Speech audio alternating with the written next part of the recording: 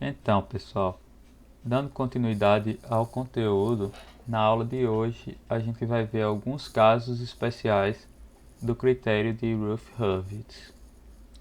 O primeiro que a gente vai ver é quando eu tenho um termo no meu arranjo que vai ser igual a zero na primeira coluna. Então, por exemplo, eu tenho esse ds igual a s ao cubo mais 3s mais 2, de forma que o primeiro termo aqui vai ser 1, que é o que está multiplicando s ao cubo. O segundo termo vai ser 0, porque não tem nada multiplicando s ao quadrado. E o terceiro termo vai ser 3 e por último 2. Aí perceba que eu tenho esse 0 aqui na primeira coluna, e isso é um problema porque quando eu for calcular o B1 que ia estar aqui, o que é que vai acontecer? Ele vai ter esse 0 dividindo aqui. Então, o que a gente vai fazer é substituir esse 0 por um epsilon, e esse epsilon vai ser um número muito pequeno, mas positivo. Ele vai ser maior que 0. E aí, onde aparecer esse epsilon, a gente vai fazer ele tender a 0. A gente vai tirar o limite quando o epsilon tende a 0. Então vamos lá. Substituindo isso aqui por epsilon, o meu B1 fica 3 menos 2 dividido por epsilon. O B2 vai ser 0 de qualquer forma. E o C1 aqui, ele fica 2, independente desse valor aqui. Então o que acontece? Para calcular justamente o B1, eu vou tirar esse limite. E esse limite fica 3 menos 2 sobre epsilon. Eu separo aqui, divido aqui, eu fico com 3 menos 2 sobre epsilon, com epsilon tendendo a 0. E aí esse limite vai dar menos infinito. Então percebam que aqui na minha primeira coluna, eu vou ter um número positivo, em seguida o meu epsilon, que é positivo, em seguida eu vou ter o menos infinito, que é um número negativo, e depois o 2. Então, daqui para cá eu tenho uma mudança de sinal e daqui para cá eu tenho outra. Ou seja, para esse sistema eu tenho dois polos com parte real positiva. Então ele é um sistema instável. Só estou dando exemplo de sistemas instáveis, né? Mas é isso mesmo, vamos lá. O segundo caso especial que pode aparecer no arranjo de Routh é uma linha de zeros. Então, se existir uma linha que todos os termos são zero, isso indica que vão existir raízes distribuídas radialmente em relação à origem. Ou seja, vão ser raízes reais com sinais opostos. Então, algo assim, uma raiz aqui, outra raiz aqui. Ou raízes complexas conjugadas com parte real zero. Ou seja, uma raiz aqui e outra aqui, né? De forma que seja radialmente em relação à origem. Nesses dois casos, a minha parte real vai ser zero. Aliás, nesse caso de baixo, a minha parte real vai ser zero. Nesse caso de cima, eu vou ter um polo com parte real positiva. Então, sempre que isso acontecer, eu posso dizer que esse meu sistema ele vai ser instável. Por quê? Porque eu vou ter um polo em zero, que eu não posso ter para ele ser bibestável, ou um polo com parte real positiva, que é aí muito menos. Então vamos ver um exemplo. Aqui eu tenho s à quinta mais 2s à quarta mais 24s ao cubo mais 48s ao quadrado menos 25s menos 50. O meu A5 aqui vai ser 1, o meu A4 2, o meu A3 vai ser 24, o meu A2 48, o meu A1 menos 25 e o meu A0 menos 50. Aqui está meu B1 e o meu B2. Quando eu calcular o meu B1, eu vou ver que ele vai ter um valor 0 e o meu B2 também vai ter um valor 0. E aí eu entro nesse caso aqui dessa linha de zeros. Como é que eu saio dela? Qual é a minha alternativa? Eu vou pegar a linha superior a ela, então no caso essa linha do S quarta, trago ela aqui, ó, para cá. Essa linha eu vou transformar num polinômio. Como é que eu vou fazer isso? Eu vou ter esse primeiro termo sendo o termo do S quarta e os outros termos sendo termos do polinômio com expoente descendo sempre de menos 2. Então aqui eu tenho um S quarta, aqui um S ao quadrado e aqui um S a zero. E aí eu fico com esse polinômio 2S quarta mais 48S ao quadrado menos 50. Em seguida o que eu faço é a derivada desse polinômio em relação a S. E aí S quarta fica 2 vezes 4, então 8S ao cubo. E 48S ao quadrado fica 2 vezes 48, então 96S. Esse terceiro termo não tem nada de S, então fica 0. O que eu achei aqui, 8S ao cubo mais 96S, eu vou substituir nessa linha aqui do S ao, nessa linha aqui do S ao cubo, né? O 8 vai ser o primeiro, o 96 o segundo. E aí eu continuo meus cálculos. Aqui eu teria um C1. Calculando eu encontrei 24. Aqui eu teria um C2. Calculando eu encontrei menos 50. Aqui eu teria um D1, que eu encontrei 112,7. E por último eu teria um E1, que eu encontrei o valor de menos 50. E aí analisando agora a primeira coluna, eu vejo que eu tenho uma mudança de sinal nessa última passagem aqui. Então esse meu sistema ele vai ser instável, tanto por causa da linha de zeros, como por causa desse um polo aqui com parte real positiva. Beleza, pessoal? Então, em resumo, como é que eu sei que esse sistema vai ser estável ou instável? E aqui eu estou dizendo que ele é instável sempre que ele não seja estável, que é o mais lógico a se pensar. Esse sistema ele vai ser bibostável, que é a estabilidade, o conceito de estabilidade que a gente trabalhou, quando eu tiver um a zero diferente de zero, eu vou precisar satisfazer essas três condições. E o que é que significa esse a zero diferente de zero? O problema quando eu tenho a zero igual a zero é porque quando isso acontecer, eu vou ter um polo na origem. Um polo em 0 mais J0. E é bem simples de ver isso. Deixa eu dar um zoom aqui. Então suponha que o meu D de S é igual a esse polinômio aqui. Nesse polinômio eu vou ter dois polos dessa parte aqui, mais um polo que já está explícito aqui. Esse polo aqui é um polo em 0. É um polo S mais 0. Beleza? É um polo na origem. E o que acontece quando eu multiplico esse polo pela outra parte dessa função, pela outra parte desse polinômio, eu fico com S ao cubo mais 3S ao quadrado mais 5S.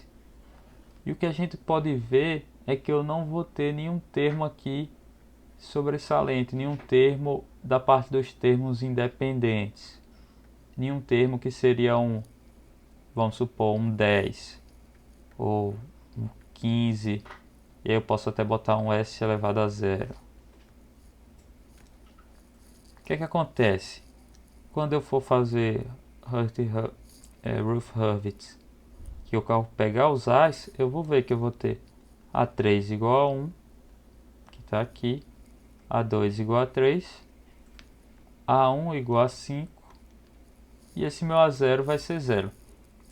Olhando para o polinômio a gente já sabe.